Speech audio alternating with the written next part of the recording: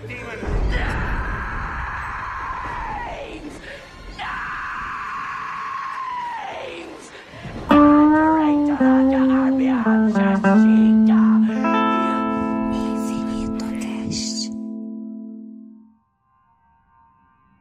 tenho uma questão muito séria quando as pessoas falam de filme de terror, que é o seguinte. Começou a falar de filme de terror, tem uma serra elétrica aí no teu apartamento, né? Tá escutando, né? Não tá escutando nada. Eu tô escutando. Tem passarinho, tem serra A elétrica. passarinho não tem, mas a serra elétrica eu tô ouvindo. Tá aí bebendo cerveja, não tá escutando nada, não tá entendendo nada. As pessoas falam de filme de terror como se fosse uma coisa só, né? E, assim, existem filmes e filmes, né? Eu sou uma pessoa que gosto muitíssimo de filmes de terror. Eu sempre gostei. Tipo, desde pequena que eu gosto de filmes de terror. Eu, quando era pequena, eu assistia escondido da minha mãe, que minha mãe não deixava. Então, às vezes, eu assistia na TV à noite. Tipo, tava todo mundo dormindo. Eu ligava a TV e assistia. Aquelas sessões de tarde, assim, de TV aberta, né? Que não tinha canal fechado, Corujão, esse negócio. Eu lembro que tinha uma sessão de terror à noite que tinha uns, tipo, vampiro, múmia, uns negócios assim, eu sempre assistia. E eu, às vezes, burlava, assim, de... Eu lembro que eu assisti uma vez com uma prima minha mais velha, o Chuck, o boneco assassino, mas assim, a gente assistiu no quarto dela, escondido de todo mundo. Mas assim, e nunca me fez mal, né? Mas minha mãe tinha receio, lógico, né? Então, assim, quando as pessoas falam, pô, vamos ver filmes de terror e tal, e me chamam, por exemplo, pra assistir um treco no estilo Albergue, sabe qual é o Albergue? Eu assisti já o Albergue. Pois é, Albergue é classificado como um filme de terror, mas é o tipo de filme que eu detesto. É o tipo de filme... Eu não sei a palavra em português, mas em inglês tem uma palavra pra isso. Qual é? Pura perversão. Não, é porque em inglês tem uma palavra específica que é gore. Você conhece a palavra? Gore? Significa o quê? Explica, fala. Significa uma violência, algo assim que é bastante explícito, uma violência muito explícita. Então, gore é quando você tem tripas, sangue, e é uma coisa assim bem explícita. Isso é um gênero em si. É mais do que tripas e sangue, porque rola uma perversão de tortura, de fazer mal ao outro, uma coisa que é psicologicamente mais do que uma humilhação, sabe? Você submeter o outro, é uma tortura psíquica também, né? Não é só tripas e sangue, é a junção desse negócio todo. Isso, tá muito ligado, eu acho que naturalmente. Embora a ideia principal, eu acho, do gore seja essa de ser algo difícil de olhar, porque ele é extremamente explícito e brutal. Quer dizer, eu acho que é natural, né? Que algo que seja uma violência difícil de você olhar vai estar ligado a algo muito pesado, do tipo uma tortura, por exemplo. Sim, sim. Agora, e a grande diferença é o seguinte: existem filmes que contam histórias, inclusive histórias que já aconteceram, né? São registradas, coisas registradas historicamente, né? Muito difíceis. Só que, e filmes incríveis, que não precisam desse tipo de cena, não precisam desse tipo de recurso, porque isso acaba sendo desnecessário para o cinema, né? Para você ter um bom filme, você não precisa disso. E a característica desses filmes que a galera fala, terror, é o Albergue, Jogos Mortais, 1, 2, 3, 4 mil. É só isso. Os Jogos Mortais 1, eu vou defender os Jogos Mortais 1. Porque os Jogos Mortais 1, ele é um filme de, eu diria que suspense. Eu não sinto que ele é muito terror, não. É um filme que tem um suspense muito forte e te deixa muito preso naquilo ali. E depois que virou os Jogos Mortais 1, 2, 3, 4, 5, 6, 7, 10 mil, aí sim eu diria que os outros, claro que eles têm algum elemento de suspense, eu não vi todos, eu parei, sei lá, no 3 ou no 4. Justamente por isso, porque ele perdeu a ideia do primeiro, que é um suspense muito forte, para virar algo, sim, basicamente uma glorificação dessas coisas que são difíceis de assistir que é uma tortura, de certa forma. Isso. É como se E se torna cada vez mais criativo na forma de torturar a personagem e junto o espectador. que vai sofisticando. É como se o filme se reduzisse a isso. Isso não é um recurso pontual, isso é um filme. É tipo uma galera que Sim. curte esse exercício de perversão, né? Muito complicado. Mas é muito ruim, porque ele. Eu também. Bem, é complicado porque eu acho que isso é um gênero em si, então tem gente que vai querer ver isso, mas, por exemplo, Os Jogos Mortais 1 é um filme muito interessante, é um filme que realmente tem aquela coisa de ser tenso, de deixar você apreensivo pelo que vai acontecer. Só que eles pegam a parte que é a parte mais pesada, mais imagética da coisa e vão trabalhando isso, porque é mais fácil trabalhar isso do que trabalhar a tensão real. Fazer uma tensão genuína é muito mais difícil, né? E não depende tanto dessa imagem explícita de violência. Eu não vou ser muito sincera com você. Eu fui assistir Jogos Mortais 1 no cinema. E assim, foi há muito tempo. Foi quando lançou, que eu não lembro o ano, mas já tem muito tempo. E eu não lembro, não saberia te dizer aqui nada sobre o filme, assim, com mais detalhes. Mas isso já me marcou, essa característica, já me marcou nos Jogos Mortais 1. E pra mim não tem, até onde eu me lembro, não tem grande qualidade de suspense, não. Suspense é Hitchcock, suspense é outra coisa. Jogos Mortais, até, até por ter essa continuidade toda, de ter muitos filmes, se baseia, o forte dos Jogos Mortais é essa perversão mesmo. Eu assisti Jogos Mortais 1 no cinema faz muito tempo, porque eu não tinha 18 anos quando esse filme estava no cinema, então eu precisei ir ver com um adulto, que foi a minha mãe. E eu já contei isso para você 1000 vezes, acho que eu já falei isso no Infinito Cast. Minha mãe é médica e ela... São pequenos spoilers, mas ela sabia quem era o assassino na metade do filme, por causa de uma condição médica específica que é mencionada. Ela sabia quem era o assassino. Enfim, minha mãe sendo House, como sempre. E tudo bem, a minha vista pode ser diferente da sua muito porque eu não tinha nem 18 anos. Mas eu lembro de ter um charme do suspense, sim. Do cara ser um fotógrafo e estar andando no escuro e ter só enxergar quando tinha um brilho da câmera. Então era uma coisa bem feita. Tinha um outro lado também, da parte do horror imagético. Mas eu diria que o primeiro filme dos Jogos Mortais tinha ainda isso. No segundo, já se perdeu. No segundo já era um suspense de caraca, a cara do maluco vai arrebentar. E logo no início. E no terceiro, pior ainda. Então, é foda, porque é de memória. E eu não tenho memória tão boa. Eu esqueço. Eu vi esse filme sei lá, há uns 15 anos atrás, talvez. Mas eu lembro dele ainda. E eu lembro de uma forma positiva.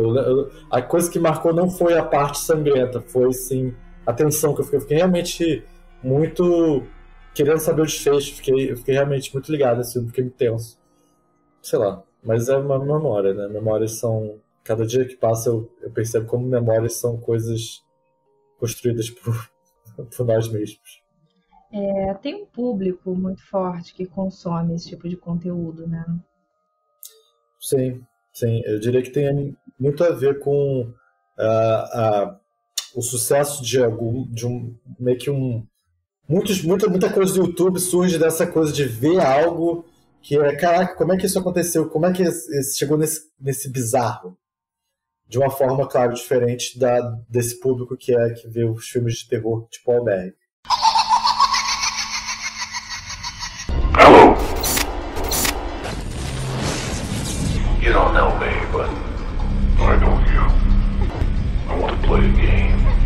Eu gostei dessa palavra que você usou para definir qual é a mesma palavra? Gore. Gore. G-O-R-E, gore. Não seria mais interessante? O que você acha? Se houvessem mais classificações, se a gente pudesse abrir um leque, em vez de falar assim, é terror, Porque, por exemplo, quando a gente fala terror, a gente bota no mesmo pacote, a gente bota Jogos Mortais e bota Poltergeist, bota O Exorcista. São filmes assim que tem uma pegada muito diferente. Completamente diferente. E aí a gente tem públicos muito diferentes, né? Porque, enfim, quem me conhece sabe que eu amo filmes de terror, mas eu sou a pessoa que eu não assisto esse tipo de filme. Desse tipo de perversão, de tortura. Eu gosto de filmes que tem uma coisa misteriosa, que tem um suspense bem trabalhado, que tem alguma coisa relacionada a espíritos, a demônios. Sim, sim. É difícil, né? O que você está falando está no campo da hermenêutica. Eu acho que, de alguma forma, é preciso botar esses filmes no mesmo saco, numa categoria assim, muito, muito ampla, para as pessoas entenderem com facilidade, embora eles sejam filmes completamente diferentes. Então, eu sou a favor de ter gêneros diferentes para classificar um filme como Os Jogos Mortais mais para frente, ou O Albergue, e Poltergeist, ou O Exorcismo de Emily Rose. Pois é. Eu acho que são coisas diferentes, sim. Completamente. Mas ainda assim, de alguma forma, eles tratam, de alguma forma estão ligados na questão de que eles vão tratar de eles vão tentar, esses filmes causam um certo sentimento no espectador que esse difícil de descrever, mas que está ligado a sentir medo de alguma forma. E é por isso que eles estão na mesma categoria, embora de fato, na realidade, eles não sejam a mesma coisa. O que eu estou querendo dizer existe um motivo para eles serem categorizados da mesma forma, mas talvez você... Quer dizer, eu acho que você tem razão, eles não deveriam ser. Só que, tratando de filmes, que é uma indústria gigantesca, bilionária, trilionária, é preciso categorizar as coisas para que, de uma forma muito simples, as pessoas entendam. Isso aqui vai me causar esse tipo de sentimento, esse aqui vai me causar esse tipo de outro sentimento. E é por isso que eles acabam caindo no mesmo saco. Tem uma coisa assim muito bacana que eu sinto muita falta, que é antigamente, quando existia a locadora, que você alugava ou o VHS ou depois, né, o DVD, você tinha ali uma separação de filmes por diretores, né? Em algumas locadoras boas. Sim, nas melhores locadoras. Tanto que, enfim, para as pessoas que são do tempo das locadoras, você tinha as locadoras que eram boas locadoras e depois começou a surgir as blockbusters. Porque aí era isso, era filme tela quente, era filme muito pop e tal. Agora, as boas locadoras tinham sessões por diretores. E era um lugar especial no mundo, assim. Quando você entra numa locadora, se você fizer uma viagem no tempo e puder entrar numa locadora, você vai observar que tem estantes por diretores. E aí você pega, por exemplo, um filmaço que poderia ser classificado como um filme de terror, mas você sabe que não é talvez essa não seja a melhor classificação, porque tipo, é um filme do, sei lá, Bernardo Bertolucci. Então é melhor dizer que é um filme do Bertolucci do que eu dizer que é um filme de terror, né? Porque eu entendo que o cara ele tem uma visão tão peculiar, ele produz uma arte que tem um traço tão singular, que aquilo ali ressalta mais do que essas características gerais de tipo, é um filme que me dá medo. Não é isso, assim, você tem leituras mais ricas para se fazer dessa obra, dessa produção, do que dizer, é um filme de terror, né? Então, sei lá, eu outro dia recomendei para uma amiga minha aquele filme, eu tô tentando ver aí para mim qual é o nome do diretor, daquele filme Nós, Jordan Peele. Jordan? Peele. Já viu esse filme? Não. Pô, esse filme eu vi muito o Get bom. Out, eu vi o outro. Que é muito bom também, Corra, né? Sim, Corra, isso. Aliás, foi indicado como o melhor roteiro do século... Ganhou, eu acho. Do século, não, ele foi... Ganhou alguma coisa de melhor roteiro do século, um negócio assim. Ganhou o Oscar. Ele já teve vários prêmios, né? E é um filme que, se eu disser pra você assim, filme de terror, não vai dizer muita coisa. E outro dia eu indiquei para uma amiga esse filme, Nós. E eu tenho certeza que ela ia gostar do filme, mas a primeira impressão dela foi: é um filme de terror, então não vou ver. E o que que isso quer dizer, assim, né? Isso no caso porque eu nunca vi o Nós, mas eu vi o Corra, e o Corra é um filme de terror, mas ele é muito mais do que isso, né? Exato. Ele é um filme que tem algo assim muito potente, uma narrativa muito pungente até. Uhum. Quando a gente fala de filmes de comédia, também rola um negócio assim, né? Eu acho que o Sim, terror ele sim. fica mais marcado. E o terror, ele tem mais. A própria comédia, eu acho que às vezes a pessoa fala, é um filme de comédia e ignora o fato que o filme pode ser muito mais do que isso. Sim. Você não, você quando pega, por exemplo, um filme de, você pode pegar um filme do Woody Allen e é um filme de comédia, e você pode pegar um filme tipo que você já pega assim, cara, hoje eu quero ver uma comédia pastelão, e a gente fala esse termo, né? Uma comédia pastelão, uma comédia bem Pastel, babaca, uma comédia besterol. besterol, né? Você também tem esses muitos caminhos, né? Agora o terror, eu sinto que ele é mais difícil de sair desse estigma, sabe? Eu sinto que as pessoas se dividem assim. Eu gosto de filme de terror, amo filme de terror, eu não gosto de filme de terror de jeito nenhum. E é mais difícil, né? A comédia não, a comédia você pode falar, não, tem uma boa comédia, sabe? Você tem as pessoas. Ai, hoje eu quero ver uma boa comédia. Não, hoje eu quero ver um filme babaca mesmo. Tem mais saída, né?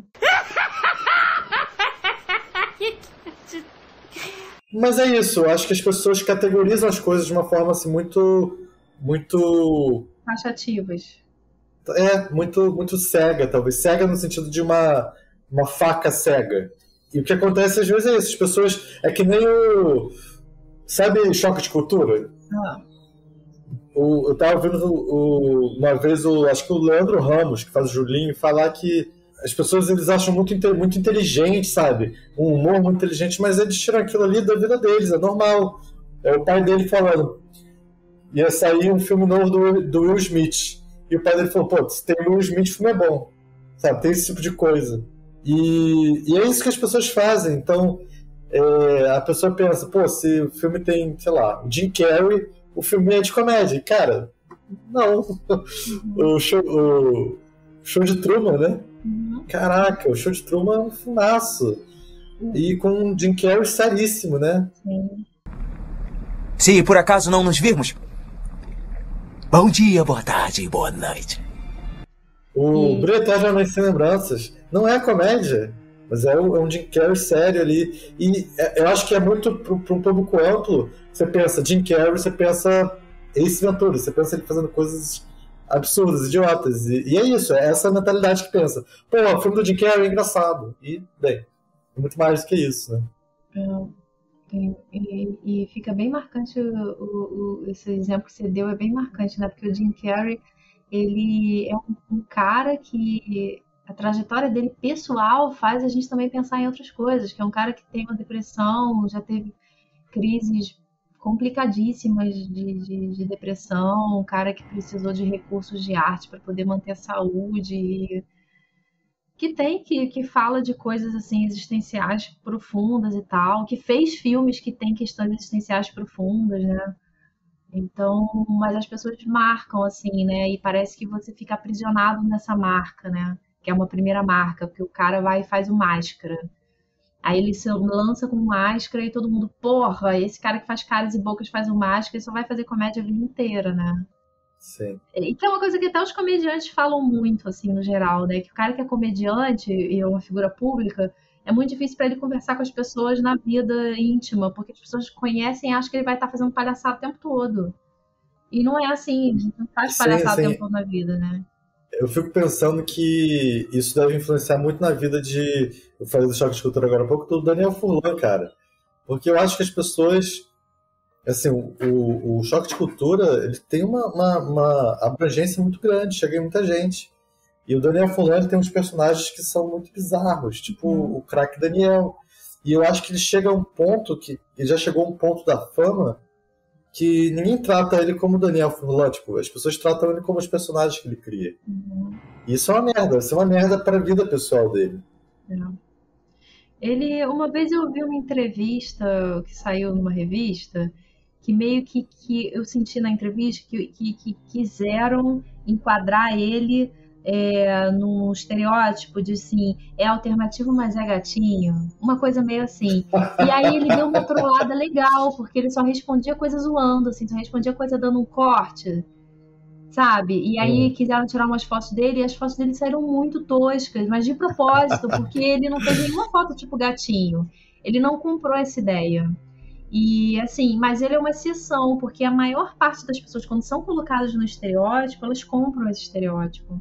E isso eu não tô falando só de pessoas públicas, qualquer pessoa. E desde muito novo que a gente é colocado em estereótipos, né? Tipo assim, aquela menina é muito raivosinha, ela raivosinha, tem raivinha de tudo. Aquele ali é muito engraçado, ele tem que ser engraçado o tempo todo, sabe? E quando não é, as pessoas cobram. O que aconteceu com você, sabe?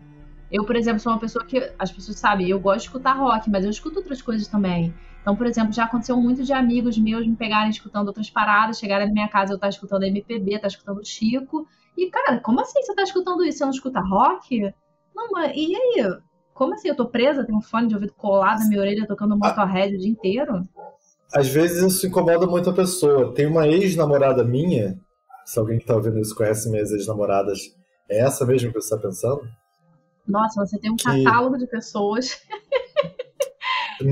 Sim, conhece suas ex-namoradas todas. Não. Não conhece todas. Conhece essa. Todo mundo que me conhece essa ex-namorada minha. Isso aí, essa é pra você. Então, as pessoas me conhecem, sabem quem eu tô falando. Ela ficou muito marcada, porque na festa de 15 anos dela, fizeram um vídeo e perguntaram pros amigos dela o que você acha da fulana de tal. E, cara, todo mundo respondia, ela é muito engraçada, ela é engraçada. E ela ficou muito mal com isso, porque ninguém falou, eu gosto muito dela por causa daquilo. Não, todo mundo falou, eu gosto muito dela porque ela é engraçada. E ela falou, cara, as pessoas estão me vendo só por esse prisma. E isso fez com que ela começasse a mudar a vida dela de alguma forma. Tentar ativamente lutar contra isso. Sim. Contra essa imagem que ficou. Sim, mas que bom que ela teve essa percepção e conseguiu entender, porque às vezes, mesmo quando você percebe isso fica registrado só como um mal-estar, né? Você meio que fica mal, mas não sabe por quê. Quando você consegue perceber que estão te estereotipando, que estão te prendendo no estereótipo, você busca outras formas, busca outros caminhos, dá uma quebrada, né? E isso é uma tendência de meio. É a mesma lógica de você criar deuses, né? Criar, assim, entidades, né? Criar, porra, mitos. Coisas. Exato. É muito complicado. Essa palavra.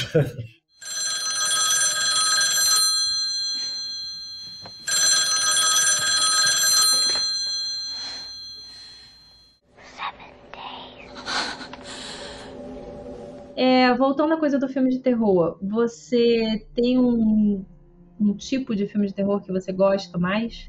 Olha, eu diria que eu nunca fui um super fã de filmes de terror. Então, os filmes que me marcam mais não são, que geralmente são da categoria de terror, são aqueles que me deixam muito apreensivo pelo que vai acontecer. Eu tinha uma coisa, hoje em dia eu estou lidando melhor com isso, eu estou conseguindo me entregar mais para a experiência. Mas eu sempre tive essa coisa de estudar escrita, estudar roteiro, e eu vi o filme, eu sabia na primeira cena qual seria a última cena do filme, e isso estragava o filme para mim. Hoje em dia, isso pode até acontecer, mas não estraga porque eu consigo me imergir melhor na experiência. Então, o que ficou para mim muito, mais do que o filme de terror, seriam as partes de suspense, né? Quando um filme consegue te deixar realmente curioso para saber o que vai acontecer, quando você realmente não sabe qual vai ser a próxima coisa que vai acontecer. Eu quero citar um filme que não é de terror, mas que foi muito bom isso, pelo menos na época, que foi o Batman, o segundo filme do Batman, o Coração como é que é? Coração das Trevas. Coração das Trevas.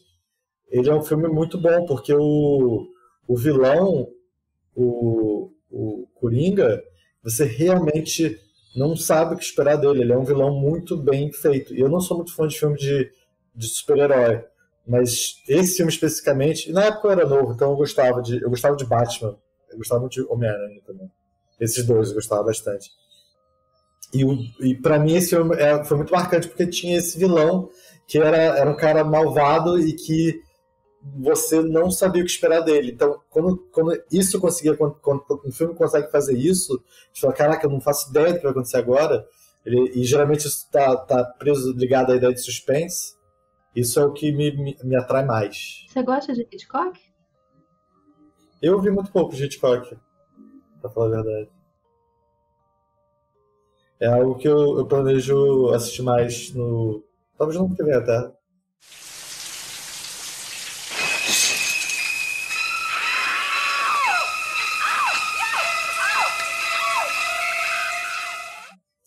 Eu sei que você tem um tipo de filme que você gosta mais, de terror, que é os filmes que lidam com mistério, né, com o oculto, uma coisa assim. Eu adoro filme de exorcismo. Eu gosto dos filmes clássicos de terror. O Exorcista, o Exorcismo de Emily Rose. Eu gosto dos classicões também que foram baseados nos livros do Stephen King. Que é um cara também que às vezes as pessoas, quando não conhecem muito, já também rotulam pra caramba, né? Tipo, o mesmo cara que escreveu It, O Cemitério e Carrie, é o cara que também escreveu A Espera de um Milagre, né? Que é um filme assim, Sim. lindíssimo, enfim. E as pessoas acabam rotulando também. E esses filmes, os próprios filmes de terror, assim, mais terrorzão mesmo, pesado deles, são filmes que têm reflexões incríveis. E que tem muitas camadas ali de leitura. Não dá pra você falar assim, não vou ver porque é terror. Né? Porra, veja, cara, é um filme muito bom. Tipo, um dos melhores filmes que tem sobre... Pô, eu não vou dar spoiler nenhum, não, porque eu sei que você viu o primeiro e ainda não viu o segundo, o It. Mas eu vou falar uma coisa que você já percebeu. Os melhores filmes pra se falar sobre bullying é o It. O It é foda pra cacete, pô. E tu vai resumir assim, não, é terror, não gosto de terror, não vou ver. Enfim.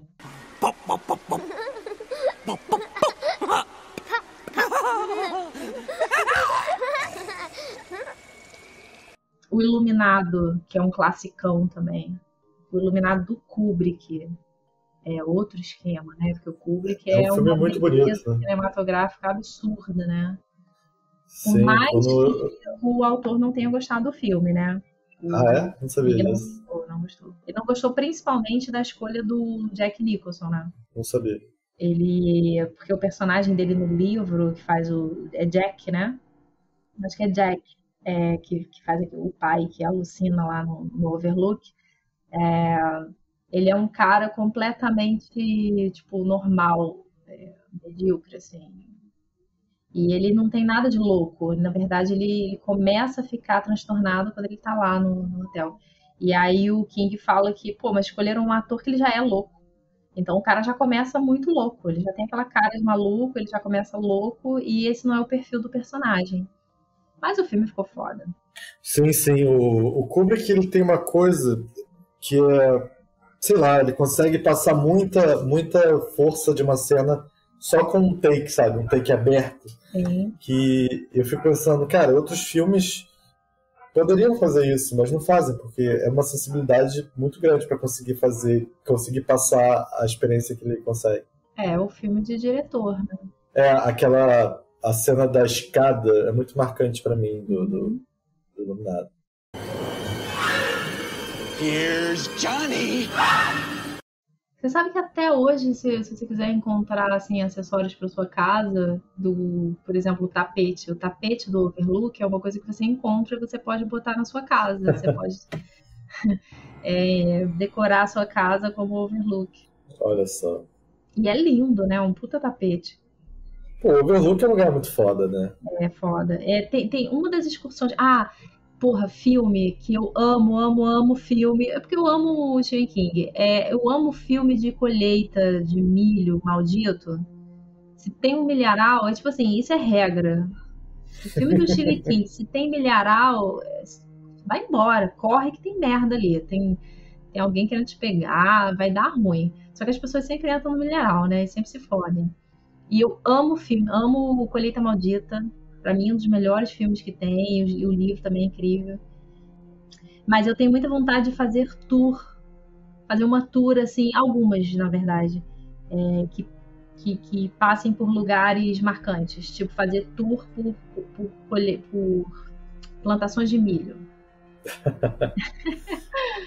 Então, fazer a tour por plantações de milhos que foram usadas nos filmes, sabe? Ou então, isso eu queria muito mesmo, conhecer o Overlook, tanto o hotel que foi usado para gravação, quanto o hotel real que inspirou o King a escrever. Eu acho que seria interessante, eu acho que você ia curtir, eu acho que deve ser... Eu gosto, a gente já falou sobre isso, mas eu gosto quando você vai para um lugar que tem um significado que transcende o objeto em si. Uhum. Agora, eu não lembro quando é que foi, acho que tem uns 2 anos que rolou um sorteio. Uma rádio fez um sorteio de uma viagem para conhecer o lugar que inspirou o Cemitério Maldito. Porque também foi inspirado num cemitério de bichos, que rolou de verdade, num lugar próximo que o King morava, sei lá. Aí, eu me inscrevi no sorteio para poder participar. Aí eu falei pra minha irmã, e a minha irmã ia se inscrever, só que eu fiquei bolada dela se inscrever, porque eu não queria que ela fosse. Eu fiquei com medo de acontecer alguma coisa com ela, porque tem certas coisas, certos lugares, certos grupos, certas pessoas, você realmente precisa se cuidar, né? E eu falei, porra, minha irmã, eu não sei se ela tava grávida, se tinha acabado de ter o Pedro.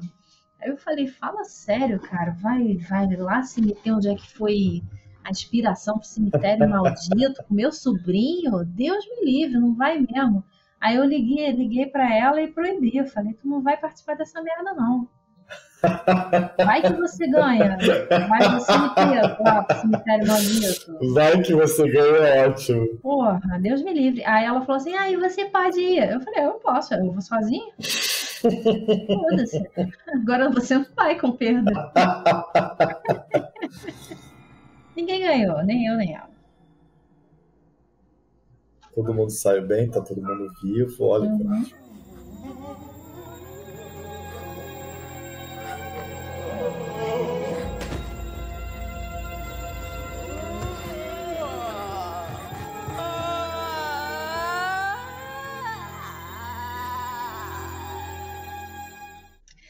Agora, tem uma das classificações que acho que tem que entrar, não tem jeito, que é filme de terror japonês.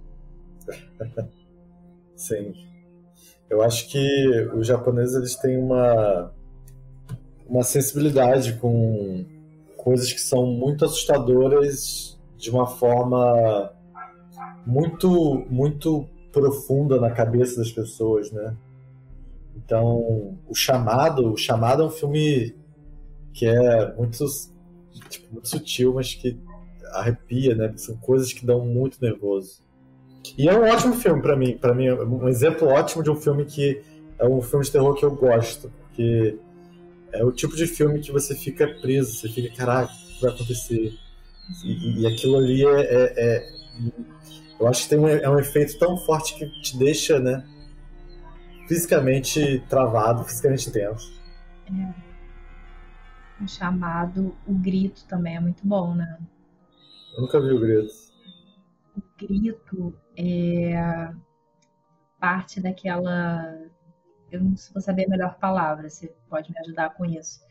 Tem uma lenda, ou uma coisa que os japoneses acreditam, que quando uma pessoa morre de uma forma muito violenta, ela fica presa nessa violência.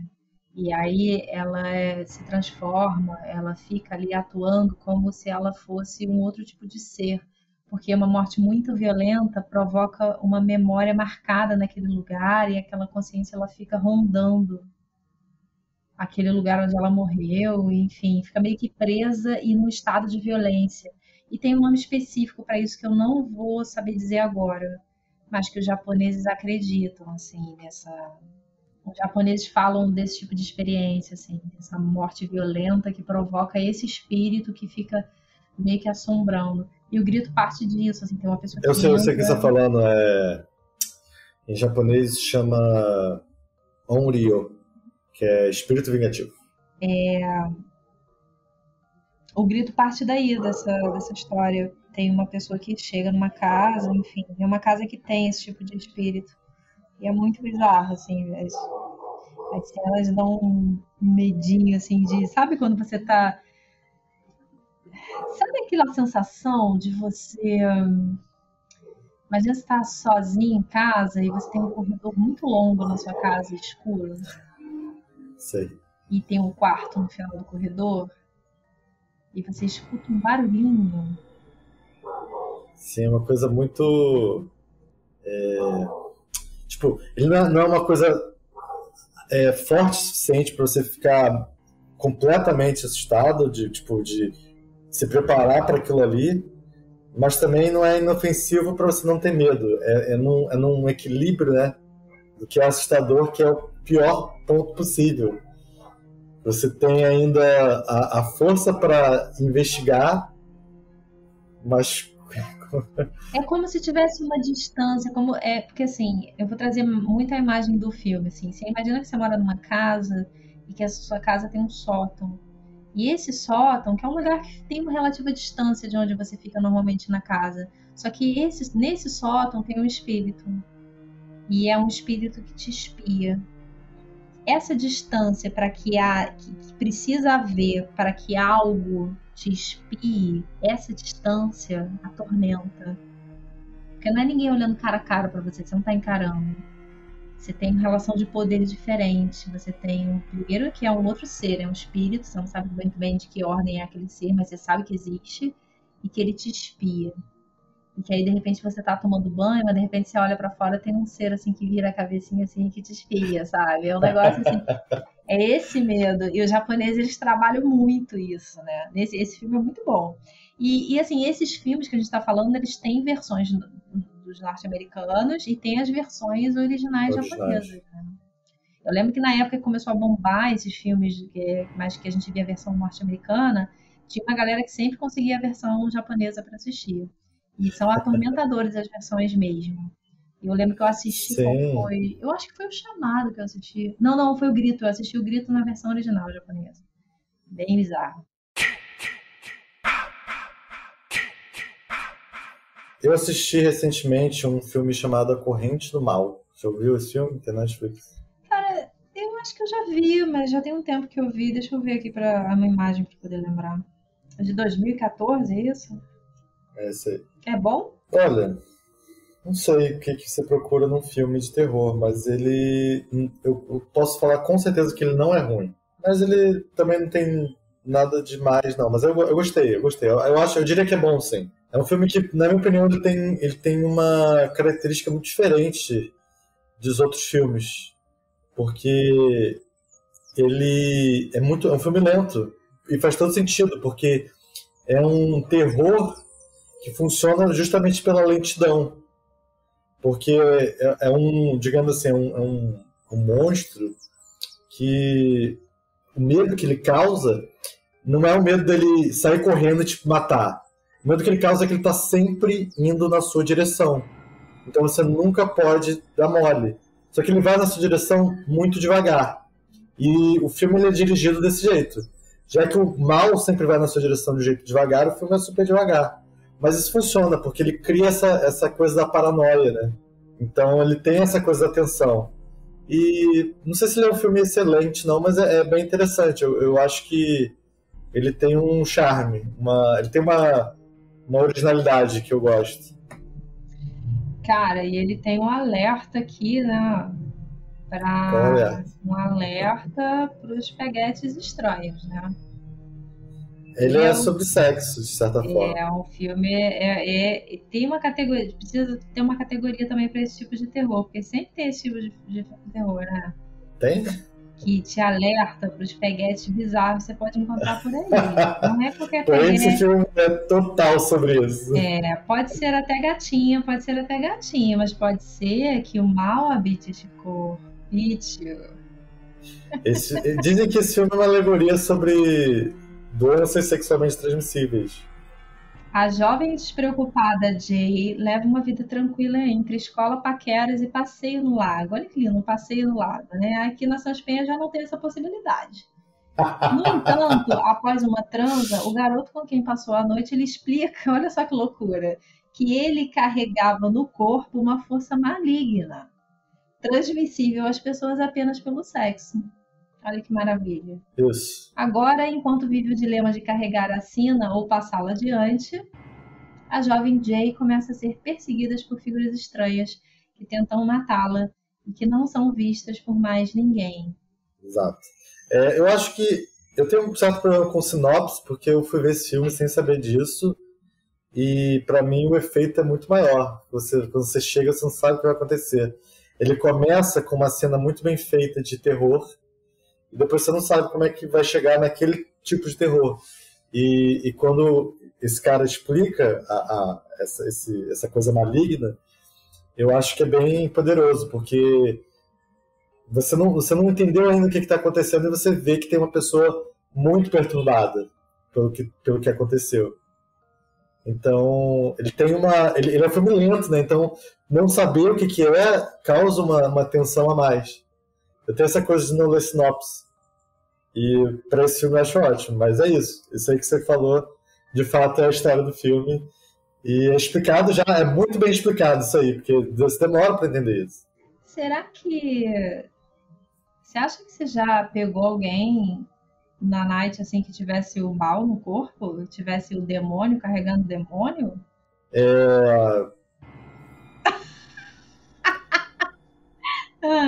Olha, eu vou falar da minha experiência que eu nunca... Eu peguei pouquíssimas pessoas na minha vida, então provavelmente não. Então com isso você diminui a possibilidade de ter coisado com o cramulhão. Olha, eu acho provável que eu não coisei com o cramulhão.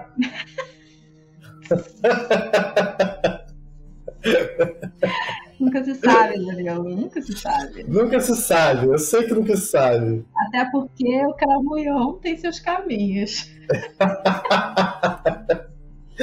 Mas eu acho que não, eu acho que eu tô tranquilo, eu acho que eu tô seguro disso. A gente acha que o cramulhão tá o quê? Tá na libertinagem, tá nos inferninhos da Lapa? Às vezes o cramulhão tá o quê? No piquenique religioso ali, ó, de dia no parque. Viu, eu tô fora dos dois, é por isso que eu acho que eu tô seguro, eu não tô nenhum dos extremos. É verdade. Eu não tô nem no lado religioso, também não tô no lado da libertinagem. Eu acho que, pelo menos nisso, eu tô tranquilo, eu tô bem. Eu tenho bons prospectos pra nunca ter, de fato, lidado com isso. Porra, glória a Deus.